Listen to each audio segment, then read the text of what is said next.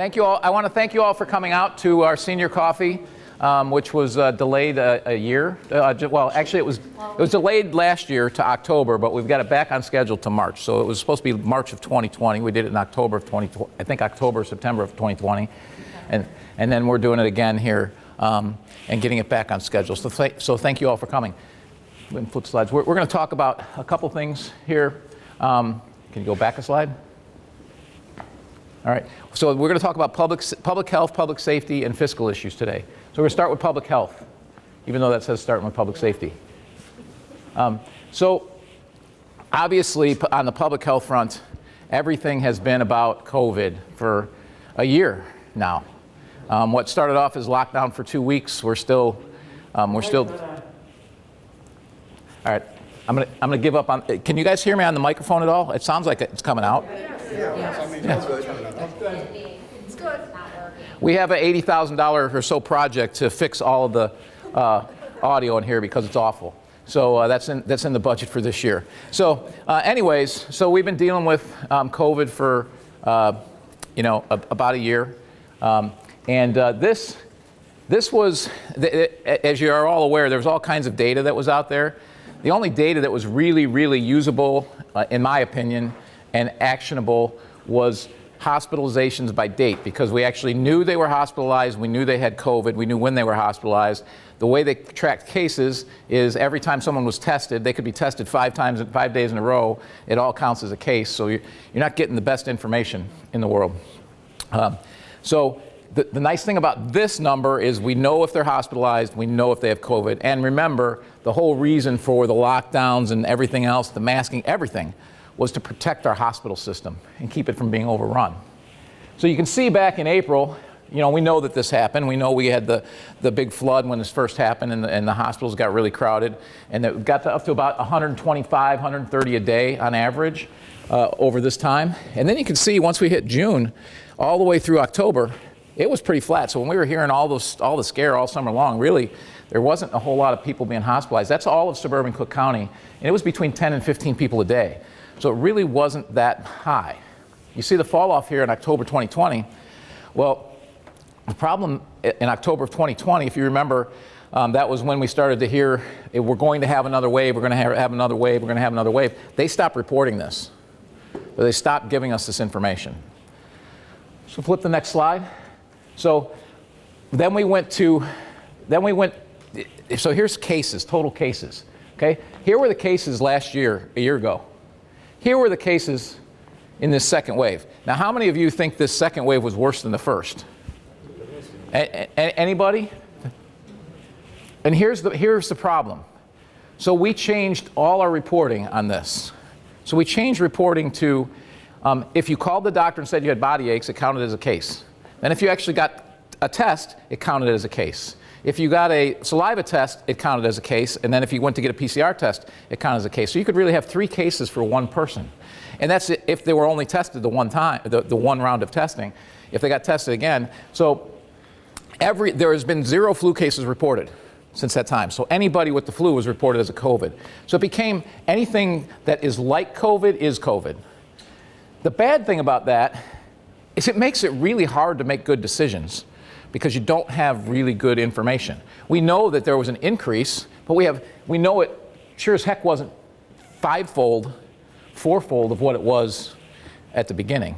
And so, as you've noticed, once we hit this point, even though we had all these cases, nobody was on TV anymore talking about it, nobody was talking about it because the numbers are almost unactionable. So very challenging. So go on to the next one. So something that's a little bit more usable is deaths, but the problem with that too is it's not deaths from COVID, it's deaths with COVID. And if someone goes into the hospital, and because there's so much COVID in the hospital, a lot of people that are there get it when they're there. And so it's listed if you have it. It doesn't necessarily mean you died from it. So still better information. It shows that this wave wasn't, in suburban Cook County, this is Illinois and suburban Cook County. Suburban Cook County, it shows it wasn't as bad in the second wave as the first. So that gives us a little bit better information, but the bad thing about that is it trails, that information is lagging by a few weeks of what's actually happening. But you can see, as we get into March here, there's really not much going on. So flip to the next slide. And the reason I walked you through all that is to understand that this is why it's so challenging, because the data is just not very good. After over a million cases in Illinois, we should have good data, and we just don't.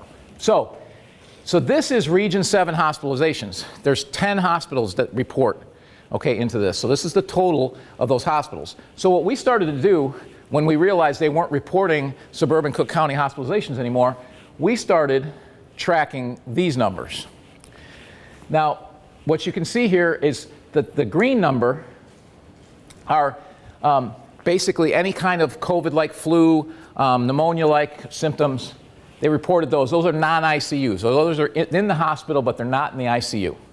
Not unusual for us to see numbers like this even in a non-COVID year because of flu, okay? Then you can see in the blue, here's actual cases, COVID. So these are actual positive COVID tests from those people that are in the hospital. So these are hospitalized and they actually have COVID. So you can see how those numbers look. And then the red number there is COVID in the ICU. And you can see that there was a little bit, it definitely went up around Thanksgiving, like we know, but it's basically trailed off, and there's not a whole lot of people in those 10 hospitals in the ICU anymore with COVID. What's Region 7, geographically? So Region 7 is, it includes Christ Hospital, it includes Silver Cross, Payless, St. Joe's and Joliet. What are some others, Chief? Silver Cross. Oh, Silver Cross, I said that one. There's 10 altogether, but it's basically Southern Cook, or Southwest Cook, and the northern part of Will is what it is. But it's our emergency response region for Orland Park. So that's our region for Orland Park, okay? So the key takeaway here is, like you've seen things are way more open, everything else, even with all of that, you know, this is tailing off. It started tailing off before the vaccines. Remember, vaccines are there to try and drive herd immunity.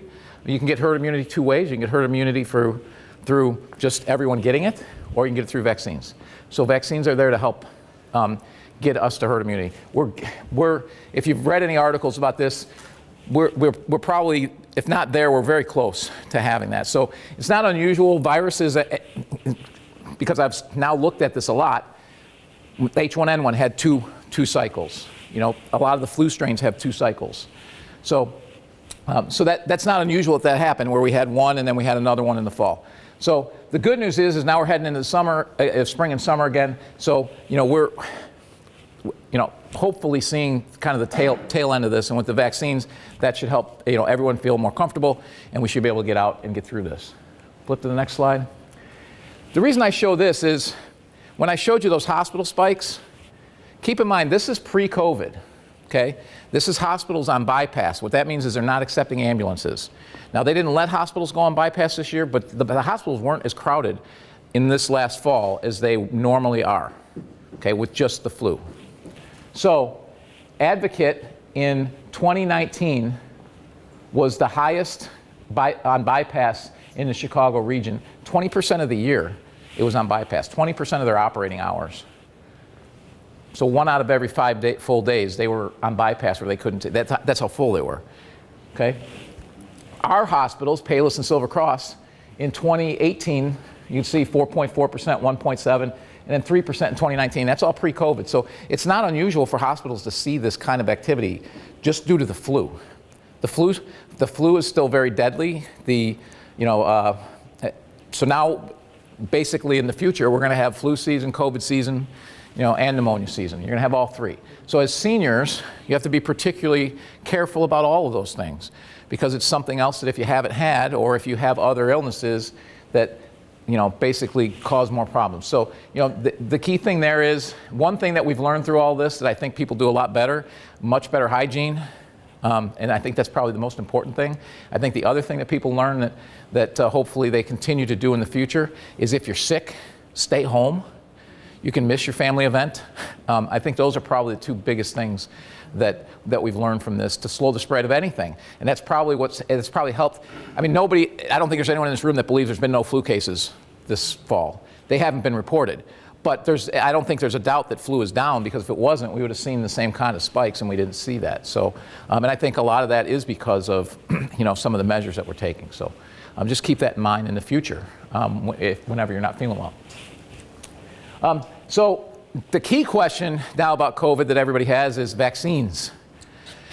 And we know there's a huge challenge with vaccinations and still getting the senior population vaccinated, because before the senior population was even close to being fully vaccinated, we moved a new phase in, and it includes prisoners and other things, which I have no idea why we did that so soon. And now they're going to allow kids beginning April 15th, 16 and up, so basically all ages. And still, we don't have all our seniors vaccinated that want it. So in Illinois, about 15%, well, 12.5% of our population is fully vaccinated.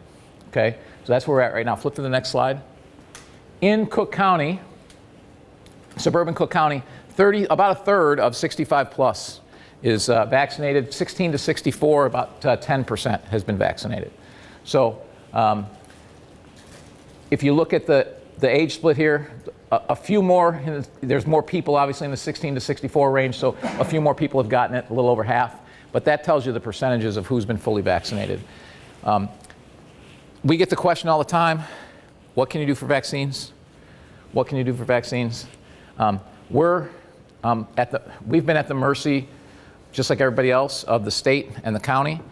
I sent a letter along with the president of the fire district about a month ago now, George, 5 weeks ago, and asked the governor to release vaccine doses, because we actually have an emergency distribution plan, which Trustee Fenton, and by the way, I forgot to introduce Trustee Fenton's here today, and then former Trustee Ed Schuster, they were here when we worked on that in 2005. There's an emergency distribution plan for pharmaceuticals and therefore vaccines as well. We've done like, what, 4 exercises on that, Chief? And we meet on it every week at least once. And we have a plan to vaccinate people here at the Civic Center, but we need doses. And the state's not giving us any. And then the county's not giving us any.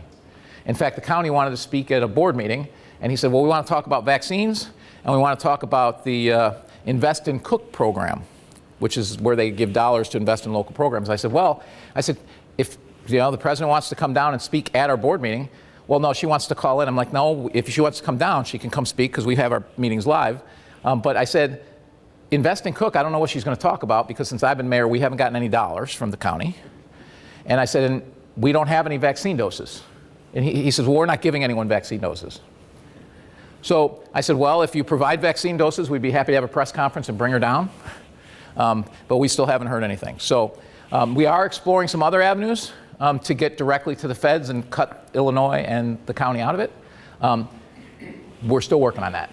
If we get news on that, we will spread the word on that. So we are trying, but we have no control over vaccine doses.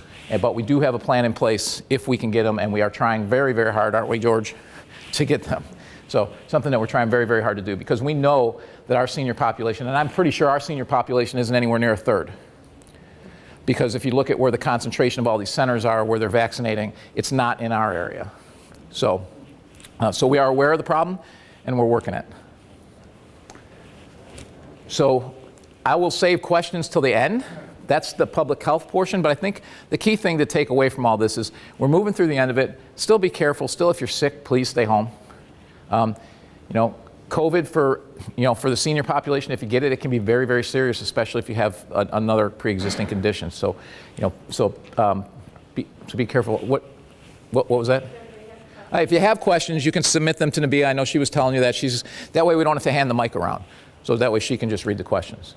And with that, I know something else on people's minds, public safety. So with that, I'm going to turn over to the younger, better-looking gentleman over here. I can finally say that now that Chief McCarthy's gone. Here. Want that? Good morning. Thanks for coming out on such a miserable day. I'm Chief Joe Mitchell of the Orland Park Police Department. We're going to talk about crime stats. Can you go to the first one, please? And now, this is where the rubber meets the road. These are what's called crime index crimes. So we publish these. We also have to provide those to the state of Illinois and the FBI. These are the categories that we utilize to report that: the homicides, the rapes, the robberies, the aggravated assault and batteries, the burglary, theft, motor vehicle theft, arson, human trafficking, both commercial and involuntary servitude. So every year, at the end of the year, we compile stats and we provide that to the FBI. Last year, 2020 versus 2019, we had a 29% decrease and amount of crime that occurred in Orland Park. Next slide, please. As a result of that, we were named the safest city in Illinois. I'm very proud of that fact. Talking to Chief McCarthy about it, we both discussed that, and we're thrilled the fact that we were being honored with such a prestigious recognition for that. Next slide, please. So here they are. So where are our stats at? We had no homicides, no rapes, we had 7 robberies, and we had 18 aggravated assault and batteries. The most prevalent crime that increased was our aggravated assault and batteries, and those were against my law enforcement officers, my men and women, as well as domestic-related issues due to COVID. Cabin fever, we've seen a high increased number of domestic-related calls for service in 2020 versus 2019. Next slide, please. So overall, our violent crime has decreased. Since 2016, the trend line is going down. We're excited about that. Next slide. So here we go. Our burglaries were down to 13, 625 thefts. A lot of that can be associated with COVID. A lot of the businesses in Orland Park were closed for a short period of time. Our motor vehicle thefts, unfortunately, took a rise. My concern is the fact that we have what's called a 9 p.m. routine. We put things on social media. We've called Code Red. People continue to leave their vehicles unlocked with the keys inside the vehicles. A high substantial number of these motor vehicle thefts, approximately 26 of them, were the result of people leaving their keys in the car. Unfortunately, these vehicles have been used in homicides, carjackings, and other locations as the getaway car and armed robberies. So we've got to be careful in Orland Park about leaving our vehicles locked without the keys inside of it. And then finally, 0 arsons. Next slide, please. So property crimes, that's the primary crime in Orland Park. Retail thefts. We've got 12 million square feet of retail property. That's what drives a lot of our crime. We had 666 in 2020, the lowest ever. Next slide, please. So this is a 25-year analysis. In 2011, we had the highest number of reported index crimes. In 2020, we have the lowest. Next slide. This is one I'm the most proud of. We only had 13 burglaries in 2020. With all the civil unrest taking place nationally and regionally, Orland Park Police Department had the least amount of burglaries. And that, truthfully, is the support of the village manager's office as well as the village board, allowing me to have the resources to put out there to defend our plazas, our businesses in Orland Park. Next slide. So this is our calls for service by day. We track this every year to see what our resource allocation, where we need to put our men and women. Tuesday is a unique year. To be honest with you, I got to drill down on that. Why Tuesday of all days? But at 3 o'clock on Tuesday seems to be the highest number of volume of calls. Typically, it's a Monday or a Saturday, believe it or not. Next call. So, violent crimes, a 2-month trend so far. In Orland Park, 20 versus 2021, we had 5 violent crimes. Each one of those violent crimes were in fact solved. We had a carjacking resolved within 24 hours. We had a shooting that occurred at 143rd and Will Cook that was resolved in less than 48 hours. We've had numerous domestic-related aggravated batteries that we solved, obviously, on scene there. So, go back to that slide, please. So you can see our property crime has dropped dramatically, even though a lot of these businesses are now operating. Next slide. So this is the Orland Square Mall. This is the trend that's going. As you can see, the trend is going downward. This is proof through stats that the Orland Square Mall is one of the safest malls in the Chicagoland area. Here is the proof right here. The number of arrests, number of tickets issued. Next slide. So we track it through what's called a CAP index. It is a company that's get hired by Fortune 100 companies to evaluate property throughout the United States and United Kingdom to determine if a business wants to open in a location. No business wants to open in a highly crime-infested location, right? So this particular company tracks trends throughout the United States and comes up with a numeric value for that location. 100 is the average for the amount of crime. So baseline is 100. Next slide, please. Here's the Village of Orland Park Mall, 83. We are vastly less than the national average for crime with the village for the Orland Square Mall. Next slide. As you can see, from 2010 to 2020, we've seen a decrease by their predictions of crime that's occurring in or around the Orland Square Mall. And that relates to our graphs that are showing the number of calls that we're having, number of arrests, number of citations we're issuing. Next slide. So why is that? Why are we seeing a reduction? Well, just recently we got this, we worked very hard for a number of years, and finally it just came through this year for the Simon Properties Youth Supervision Program. This now prevents young youths to be entering in our Orland Square Mall on Saturdays and Fridays and Saturdays from 3 to 7. Just this last weekend, we implemented for the first weekend, we prevented 191 people from entering in the mall during that time period. And furthermore, we had 0 retail thefts, 0 crimes that occurred during that time period at the Orland Square Mall over the weekend. So it's the infant stages, but we're excited about the end result of how our stats going to look based on the fact this implementation of this policy. This is the first property in Simon throughout the United States that's implemented this youth supervision policy, so we're excited about that. Additionally, we've had an increased police presence there. We've been there for a number of years. We'll continue to be there. We want to protect that location as an economic engine for the village of Orland Park. We also developed some very strong relationships with loss prevention over there. It's an ongoing thing. We provide them with information about trends. They provide us information about potential suspects. And we do undercover operations there periodically. We send our officers in there in plain clothes, addressing concerns not only in the parking lot, but inside the businesses. Next slide, please. So why does Orland Park have such a low rate of crime? Because frankly, ladies and gentlemen, when you create a crime here, you commit a crime here, we solve it. We solve it because the village board, through the 26 years I've been here, has strongly supported this police department with technology and personnel. And as a result of that, the proof is in the pudding, the fact that we are higher than the national average, higher than the Midwest average for clearance rates. Next slide, please. Well, we do have some challenges.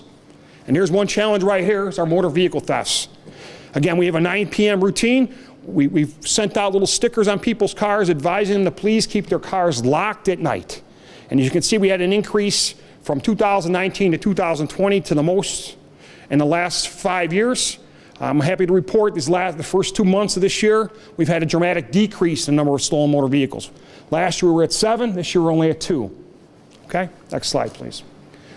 Well, here's the other problem. We're seeing more and more firearms when we make traffic stops. Why is that? I'll be very frank with you. Over 80% of the arrests we make, these individuals have spent time in some form or fashion in the criminal justice system. It is a catch and release program here in Cook County. It is a threat to public safety. Next slide, please. So our calls for service, although 2020, we had a lot of business closed, our calls for service are increasing substantially. We're busier than we ever been in the history of this police department. Here's another concern, traffic enforcement. Lagrange Road's becoming a problem with speeders. We got one here that's driving 144 miles an hour on Lagrange Road that we stopped and arrested.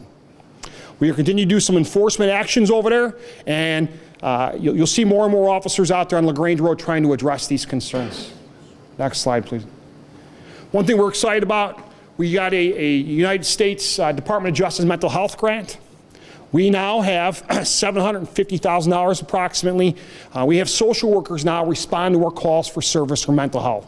For a period of time, we were responding to 2 calls per day involving an individual that was in crisis, mental crisis, and typically it was involving a firearm or a knife or some form of weapon. They want to harm themselves or others. This reduces our liability, and having that social worker out there, we can converse with them and make a decision on what's the best course of action for that individual. So we're really excited about that. And here, it knows no age. Mental illness knows no age. And as you can see, from 20 and under is a concerning population, but 21-30 is our most prominent population. It goes all the way up to 80 and over. People are suffering. They're suffering. And we're trying to train our officers better, and again, having those social workers out there help us arrive safely and resolve these things safely. Next slide. What we're proud of is the letters of appreciation we've gotten. 2020 was amazing, the number of calls, the number of letters, the number of emails, the number of donuts that were provided and other refreshments to the police department, to be quite frank with you. It was overwhelming, and we greatly appreciate the support that the village of Orland Park board has provided us, and more importantly, the community has provided us. So thank you for that. Thanks, Chief. So I want to continue to talk a little bit about public safety and a couple of things that the Chief mentioned. The reason that, we know what's going around in Cook County, and Cook County crime is up. In Orland Park, it's down. And even though it's a catch and release program, they still don't want to get caught. And we catch them. And that's a testimony to our police department. It's a testimony to the boards that came before our board. It's a testimony to our board. Everyone is committed to public safety, and Orland Park's always been a safe town. It is still a safe town in spite of what you might see on social media. We do a phenomenal job. The mobile response unit is something that we're very proud of. It's the first of its kind in the nation, and it's having a big impact because mental health is a problem, especially with COVID. It's become more of a problem when people are cooped up. So that has been phenomenal. We have partnership with 4 other communities, Joe? Yes. 4 other communities, and we were going to roll it out after a year, and we're already starting to roll that out because it's been so successful. So that's been a great program. And then I also want to talk briefly about the mall, because we hear about this all the time. And we track this all the time, and since I've been here, and before I was here, because some of the reports were older, the Orland Park is the safest mall in the Chicagoland area. It's safer than Oak Brook, it's safer than Woodfield, and those are safe malls. But it's safer, the stats bear that out. There's a perception issue. I don't know how to battle that perception issue other than to give people the facts. And I know we see mall walkers in here. They are trying to see if they can start opening earlier and earlier for you, so they are going to work on that. But I'm guessing that it'll be summer and it'll be nice outside and you won't need to be inside to walk. But so the mall is doing what it can. It recognizes that it's a perception issue. We've worked hard with the mall to develop a relationship with them during my tenure, and it's taken time to get them to make some adjustments in their policies. And I won't say make them, but basically work with them so that they understand that this is important for both of us. And so I applaud them for implementing the youth supervision policy, as the chief said, first one of its kind that they've ever done. And the key portion of that, Chief will tell you, Chief, what was their biggest issue? Their biggest concern was that other places they've seen it, it's not enforced. Correct. And so we're helping them enforce it. We're there to back them up. And there's a cost associated with that, to do that. On a Fridays and Saturdays for the year, I think that cost was about, $60,000? That is a very, very small price to pay to have people coming into our mall and coming to Orland Park and shop and keeping the mall safe. So we're more than happy to have that partnership to make that happen. That the mall is over 10% of our taxes that we generate for all of the things that we do, and probably indirectly 40 to 50% with all the traffic it brings. It is a top 1% in traffic in the country, top 10% in revenue in the country. So it is a very, very vibrant and healthy mall in spite of what you may hear. So that's very important to point that out. So just to summarize, you can see where crime has come since 2016, how it's continued to step down. Again, our police department, we talk about the calls. Those calls too, keep in mind, those calls don't just include people calling us. That's also things that we have proactively done. So we're busier. A lot of that is on us being more proactive to drive this down. So crime at Orland Square was down 35% from 2016 to 2020. We're the lowest in violent crimes in 2018 to 2019 and 2020. So 3 years running. Lowest violent crime rate for towns over 50,000 in Illinois. So, and as you saw in the previous slides, property crimes have dropped about 50% in the last 4 years. So our police department does a phenomenal job. Next slide. So the last question, I already had a couple questions about fiscal issues. So, and they're the same questions I get every year, so we'll run through these again. So put the next slide. So just want to kind of tell you, explain to you again how the tax bill works for those of you who don't understand how the tax bill works. So the tax bill, what they do is they assess your property, okay? And you'll see your property assessments just for a $300,000 house, it's going to say $30,000 because they assess a homeowner 10% of that $300,000 value. They assess a business 25% of that value. So a business is going to be assessed at $75,000. Okay? So you can see the property tax bill of the same property, a commercial is $7,500, a homeowner non-senior is $2,300, a senior homeowner, because of the extra senior exemptions, and if your income's low enough, even a senior freeze, but just the senior exemption lowers your property tax to about $1,800. So that tells you the magnitude of difference between what businesses pay and what homeowners and senior homeowners pay. So that gives you some idea of how that works, right? That's why you hear businesses in Cook County squawking so much, because in every other county in the state, they're assessed at the same rate, businesses and homeowners. In Cook County, it's different. So, and then this last assessment, they jacked the businesses even more, so put even more burden on the businesses. And that's making it very difficult for businesses to stay in Orland Park and stay in Cook County in general. To be honest, thankfully for the mall, there's so much traffic, it overcomes those taxes.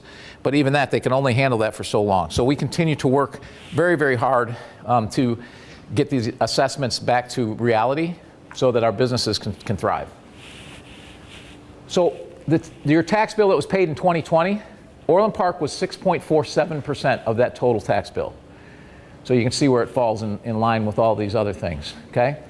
Approximately 79% of your bill is Orland District 135 High School District and Orland Fire Protection District, if you're in District 135. So that just gives you the magnitude of what your total tax bill is. Flip to the next slide. Okay, so I got this question before this even started again about rebates, okay? This chart shows, in blue, are the rebates that we gave back in millions over the years. You can see they stopped for 3 years. Then it started back up, and then stayed flat, at a lower rate than what it was early on. Okay, but also look in red. That's how much debt we took out each year that we gave back a rebate. So we borrowed $14 million, gave back 1.5. We're basically borrowing it on your credit card. Check showed up right before early voting. Okay, bad idea. Bad idea to be borrowing money to pay it back to you. I think the only time we didn't do that, 2017 we didn't, and 2014 were the only years we didn't borrow to pay that rebate. So that's just bad policy. So that's why you don't see rebates, but you also see we're not adding debt. So that's why those policy changes have been made. So, what we've done since 2016, we've reduced our long-term debt. I just told you, we've reduced our debt from $111 million down to 74. That includes the COVID year. Which obviously was a difficult year because we lost about $7.5 million in revenue from our projections. So that was a challenging year, but because we'd made these changes, we were able to weather that storm without having to make drastic cuts or changes. Flip to the next slide. Our operating expenditures, we don't have 2020's final numbers in yet, but it'll be lower. But from 2017 to 2019, we lowered our operating expenditures by over 13%. Those changes we made prior to COVID made a big difference in us getting through COVID without having to, if you notice, we didn't cut a bunch of stuff. Some towns cut everything. We did not do that. We increased our law enforcement, continued through the riots and looting. And by the way, thanks to our police for a phenomenal job during those times, because they were here trying to get into our places, but we kept them out. Additionally, we've made cuts in our number of employees. We did primarily through an early retirement program. So we've cut up about 9% of our full-time workforce. Someone last night at an event said, I really haven't noticed any changes in services. Exactly. We've been really able to do this without major cuts to our services. We've just been able to do things more effectively and more efficiently. It's just better government. So if you look at this chart is, to me, kind of tells you why we made all those cuts. Okay, so if you look at 2017, this is a chart that I saw when I first got here. Okay, this was our projected reserves. We like to keep a reserve level at 20%, and you see here, this is 2017. This was during 2017. 2018, the budget where we were going to be, and then you can see what was projected. By 2023, we were going to be already through our reserves and borrowing just to operate. Okay, that was the projection. That slide, my understanding from the finance director at the time, is that those projections had been around for about 5 years. So it's something that we've known for a while. Well, when I saw that, I went to the board. They agreed. We've got to make some decisions. So that's why we did that's why we offered the early retirement. That's why we made some of the other operating cuts that we've made. So the 2020 budget, again, don't have the 2021 stuff quite up to date yet, but here's the 2021 proposed. So we were at 31% last year, even with COVID. We're still at 29%, and our projections now in 2024, it's projected to dip below, but if we see revenues increase or we make some other changes, we can still keep that up. So the point is, we made a lot of changes in here that saved us through here, and even with COVID, we're still in a very, very strong financial position. So we just went out to refinance our bonds and save, what, about $500,000? About twice as much as what we planned on saving, because we got 2.2% on half of the bond money and 1.55% on the other. So we borrow at a very low rate because we're so strong fiscally. So, and with that, we're in a great position financially, like I said. With that, I will open it up to questions, and I know that Nabia has a handful of questions that you submitted to her, but rather than handing her on the microphone, she's going to read them from back there, the questions that you have, and the chief and I will take them as they come. Ready? Yep.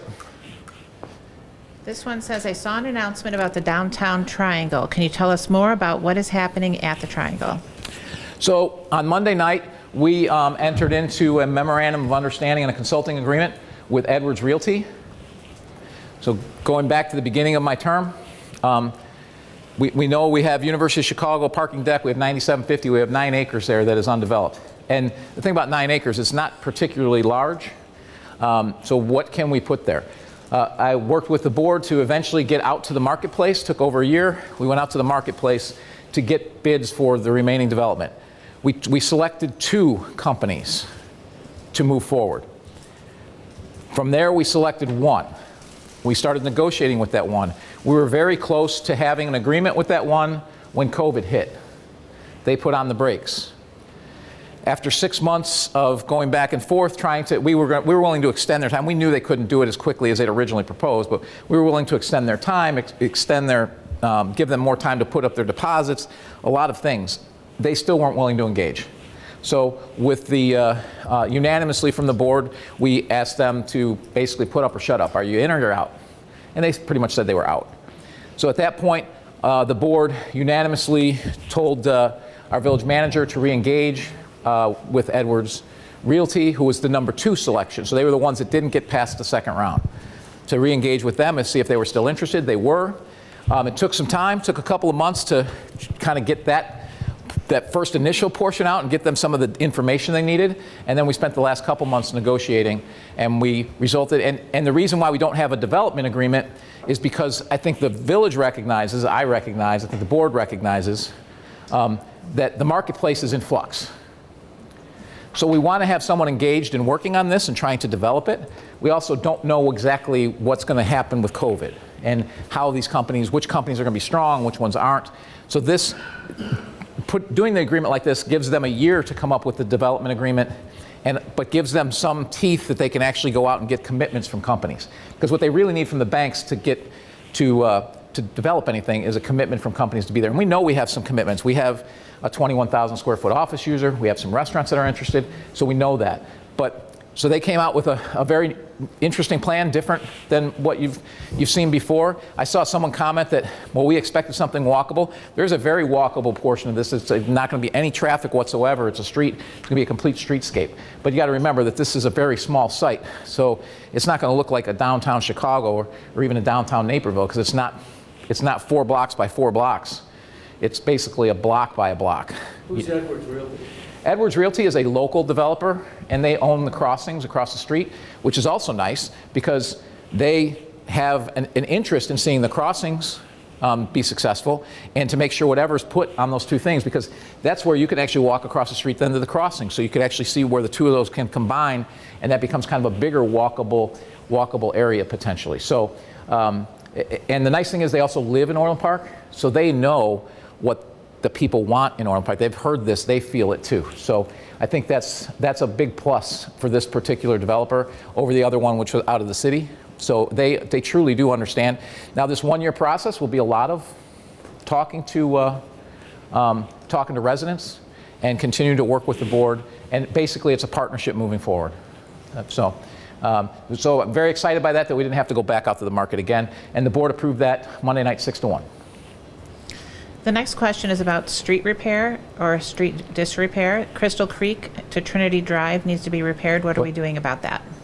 Well, I can't speak to a specific road because we've got about 39 million square feet of roads, so I don't know off the top of my head what the specific roads are.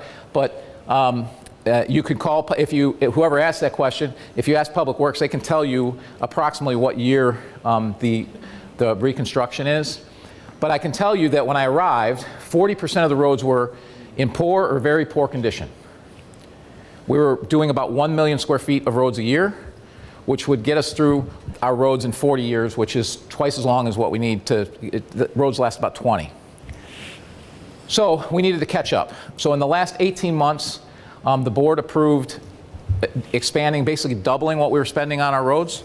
And we went from 9 road areas being done in the last 18 months, what was projected, to doing 32. So we advanced our road program about 3.5, 4 years. And we're committed to continuing to do that for the next 5 years. We think at that point we'll get us to about 10% in poor condition, which is a lot more manageable than where we were. And one board member suggested that we do all of it in 1 year. Well, that's a bad idea too, because then 20 years from now we got the same problem, where we have to fix everything at once. So you got to try and get this thing to be steadier. Next question is, where will REI be located?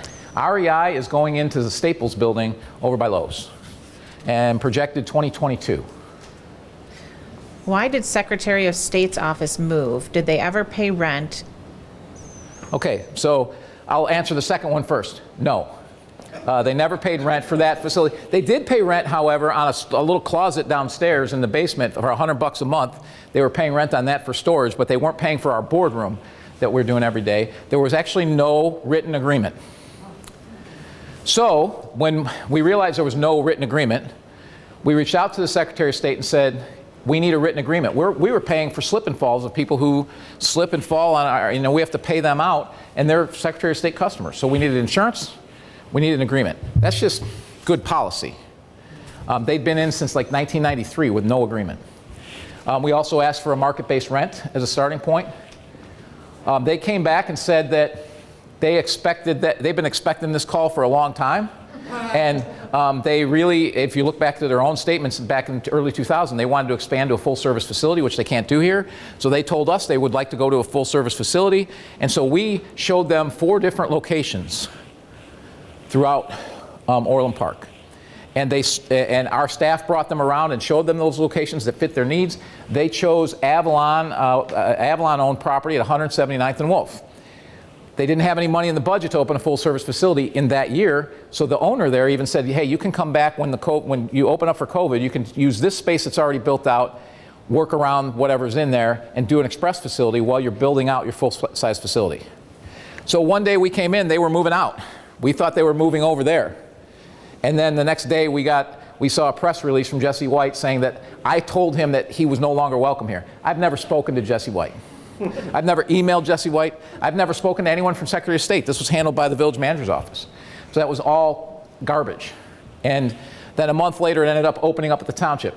Unfortunately, it's politics. If you saw the line this morning standing out in the rain, that location cannot handle that. And oh, by the way, it won't be a full-service facility. So the political deal snatched defeat from the jaws of victory. We were about to have a full-service facility paying rent to one of our landowners, which would have brought traffic to a strip center that's struggling, a lot of traffic, which would have helped the restaurants, would have helped Starbucks. I mean, heck, as fast as Secretary of State works, you could get coffee in the morning before you get in line, and then when you were done, you could have lunch or dinner. So that would, so that's what we were hoping to accomplish. That's what we thought we accomplished. And we will continue to pressure them after COVID ends to start looking for a full-size facility. That's what we need here, so that we're not, standing outside, because, by the way, they would be filling the inside of the village hall right now, otherwise, because they just can't handle the volume of the people that come here. What is the status on the sale of Silver Lake Golf Course? So Silver Lake Golf Course is a private sale, so that's their business. That should be their business, not ours. There was a deal on the table when I got here to buy Silver Lakes for $23 million. I I squawked at that. The board eventually agreed that we shouldn't do that. Thankfully, we don't own a golf course, a bar, a restaurant, a racquetball club, a wedding venue. The government doesn't belong in that business. So they went out. My understanding is there were bids, that there are bidders on it. Everyone's worried about what's going to go there. I've heard all kinds of rumors. Rest assured, it is zoned right now for 1 acre estate lots. No one is buying it for 1 acre estate lots. Any rezoning has to come through the village. The village is aware. We're not going to let our school districts get overwhelmed. My knowledge is there were, of the 8 bidders that I've been told that have bid, that there's a golf course involved in every one of those. So probably won't be all golf, but there will be at least one golf course. That's my understanding, but I haven't seen anything publicly. That's just what I've heard. At the end of the day, they're a private business, and they can, and they have to. And if a developer wants to come in and develop it, they still have land. But there's 70 acres of wetland there, so the village is going to insist on a significant amount of open lands, and green space and green belt and all of that. So, and we were going to make sure that our school districts aren't overwhelmed, because we are not going to be in a position as built out as Orland Park is. We don't want to see a position where we're having to build more schools. So we're aware of all that, and they will have to come to us, and they'll have to go through a public zoning and hearing process where all of you can come weigh in as well and give your opinions. So, and I'll encourage you to do that. Can anything be done about spam telephone calls? Many are scams. So anything be done about spam telephone calls? Many of them are scams. So the scam telephone calls, Chief, do you have any answer to that? My only answer is to hang up and report it to the FCC. Yeah, the Illinois Attorney General's office may be able to assist with that. There may be some information about that with the forthcoming. I'll try to put that out on social media. Nothing we can do locally for that. The FCC is another location you can reach out to. And if you're talking about the robocalls that have been going out attacking, I think pretty much every board member except for one has been attacked over the last 4 years. Obviously myself and my family. If you talk about that one, we do have a court case that's ongoing against the person who we believe is involved, not necessarily the only person, but that we believe is involved. So we are working on that as we speak. And the calls have diminished significantly since we took that person to court. How did COVID impact the village financially? As I said earlier, $7.5 million revenue hit, plus all the extra things we've had to do. Several $100,000 in additional expenses. It also impacted our operations in that, we ended up having to do some things that cost us more money to operate and change how our shifts worked and all that to do that safely. It obviously impacted our police officers and how they operated as well, especially with the businesses being closed, and then also the riots and looting that ensued during the summer. So it definitely hurt. No question. The state was given money. We figured it was supposed to be $9 million to coming to us in the first round. We got $450,000 because they allowed the counties to do it. We got $450,000. It was done per capita. Well, in Cook County, it was done by equity, whatever that means. In Will County, Mokina, who is about a third our size, they got $850,000 or $900,000. We got about half of that from Cook County. So we didn't get a whole lot of relief on that end. But fortunately, Orland Park can survive it, as I showed earlier. So because we were in a good financial position. What is the plan for Section 8, if any, coming up? So I can't comment on anything public housing related, but that's for individual developers to handle. And the village, we stay out of the development business. It's not our job to be in the development business. So we take every development that comes to us, and they have to follow our zoning laws. And from that, once they follow our zoning laws, their rental rates and all that that's determined by them, and and federal laws and state laws. If Silver Lake Golf Course is lost, should Orland Park change its motto from Golf Capital of the World to something else? Well, so Golf Capital of the World was done in the 60s, Golf Center of the World, when there were more golf holes within 25 miles of the center of Orland Park than anywhere in the world. That was before the big run-up of all the golf meccas like Myrtle Beach and things like that. And also, since that time, we've had a lot of golf courses be redeveloped, Westgate, Palos Country Club. And so we are basically taking that motto off of the water towers. You notice the new one that's painted, it doesn't say that, just has our name. Also, I think our new motto is Jewel of the the jewel of the Chicago Southland, right? So, but I think we still have that trademark, so maybe we can sell it to somebody. Did former Mayor Dan McLaughlin do anything illegal? I can't comment on political things at this. This is a senior coffee. How will the mall compete with Amazon? How will the mall compete with Amazon? Well, you'd have to ask the mall. Amazon is a channel. It's not a, you know, so the way I explain it is back in 1900, before any of us were here, everything was on catalog. Everything was bought by catalog. After World War II, everything shifted to brick and mortar. What you're seeing is a shift back toward catalog. It's not going to go back to 100% catalog. There's going to be some. Amazon is simply catalog at your fingertip. It's not a new concept. It's a 120-year-old concept. It's at your fingertips because every catalog is on the web. So there's going to be some equilibrium. Probably COVID has advanced that equilibrium 10 years. Probably going to get to that equilibrium a lot sooner. Amazon can't continue to deliver for free forever. They're going to have to start charging because they actually lose money on their retail. They make money on their services. So at some point, that's going to change. So it's going to balance out. I think we're, you know, talking to the retailers, they think that balance is getting pretty close to being there because you see a lot of companies that are e-tail wanting to open brick and mortar because they realize they need to have that presence as well. So, What are your thoughts on the defund the police movement? what, say that again? What are your thoughts on the defund the police movement? Are they out of their minds? Okay, that's pretty much it. As the chief will tell you, I have he has complete support from myself and from the board, and you know, we will continue to fight for our police. That is absolutely asinine, that entire movement.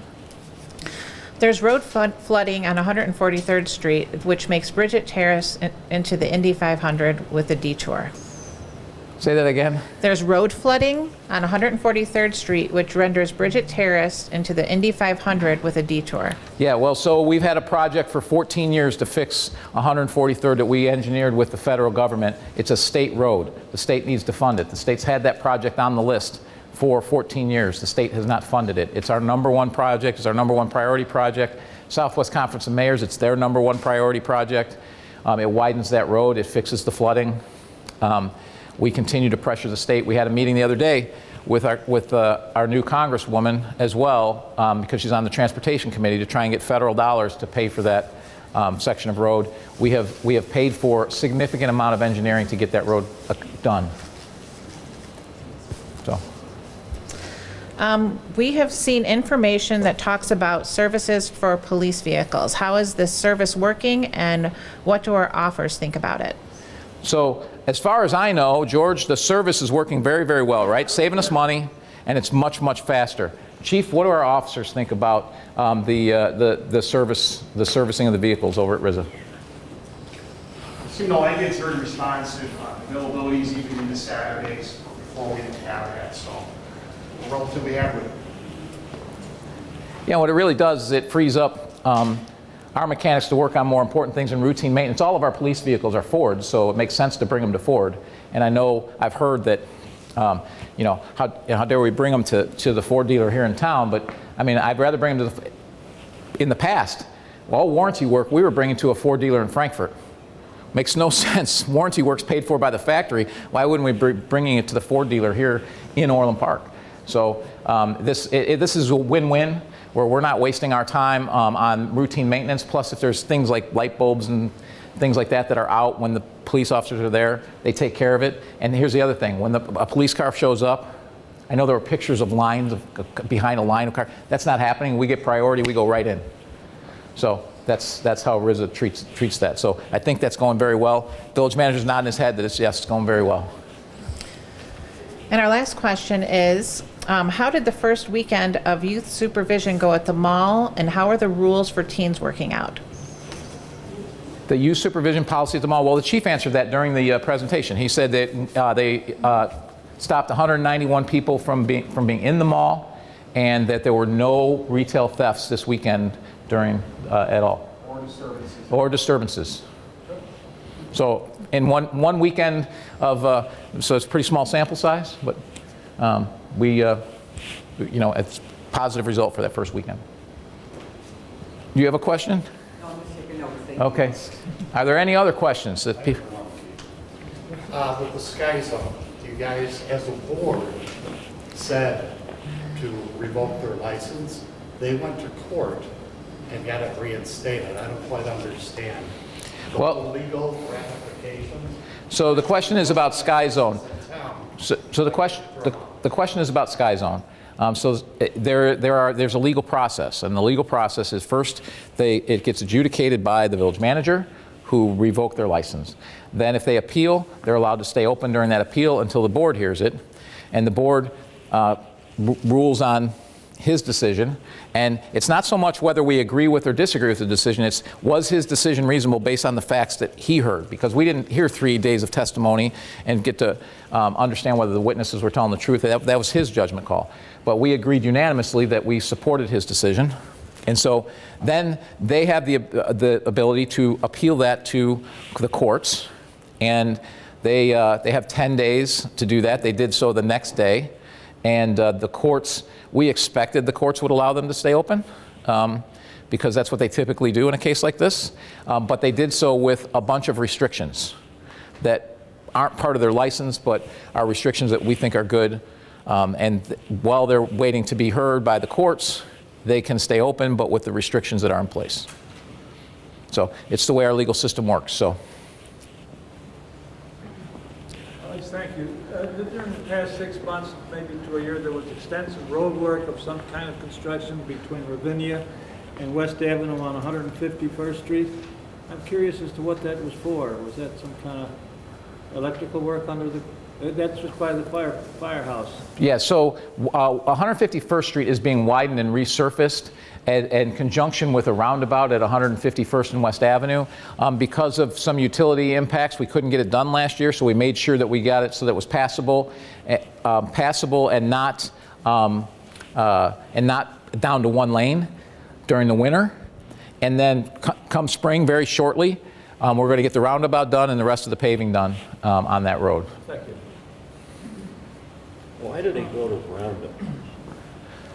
I'll get to you in just a second. Why did they go to roundabouts? Roundabouts actually move traffic much, much faster than a four-way stop. This moves way faster than it did, even with, because I'll tell you, sitting from my office, it's quite comical to watch some of these people go through roundabouts. And I've had people coming at me the wrong way on the roundabout and other things. But I can tell you that the four-way stop was ridiculous. Aren't they safer too, once everybody gets used to it? Once people get used to them, they're safer, they move more traffic. That's been pretty much studied everywhere. And this is a pretty high volume area, and West Avenue and 151st is high volume and likely to become higher volume, especially with the 350,000 square foot Northwestern nearby.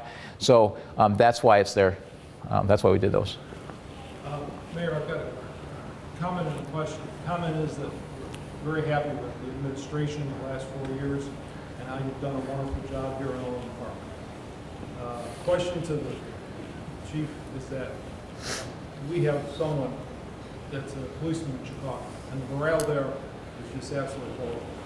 What are we doing in Orland Park to try to keep the morale of the officers that are patrolling our streets and protecting us? So the question is, what are we doing for the morale and for our officers? It's a great question. Thank you for that one. We practice what we preach. We have a village board that went out and stood up, did a resolution on a House bill, went against that. That provides tremendous support. We know we have support way at the top. It helps our officers know that we got their back. So thank you for that. It's a great question. Any other questions? But I love the senior groups because they always ask tons of questions. They're never shy. So I want to thank you all for coming out. I hope this isn't the last senior coffee that I do. I hope I see you next year. And I hope to see you all next year. Thank you very much for coming, and hopefully this was informative.